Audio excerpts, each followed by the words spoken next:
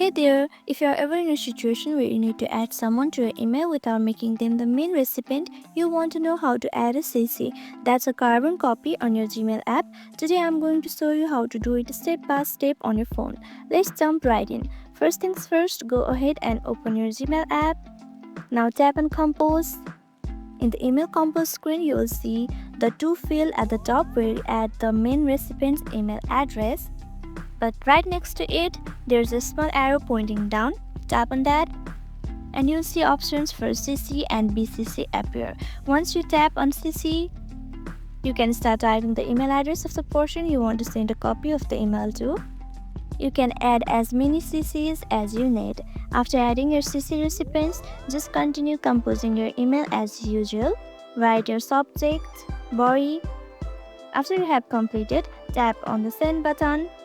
And that's it. Adding a CC in Gmail is super easy. If this video helped you out, make sure to hit that like button and don't forget to subscribe for more helpful tips. Got any questions? Drop them in the comments below. Thanks for watching and I'll see you in the next video.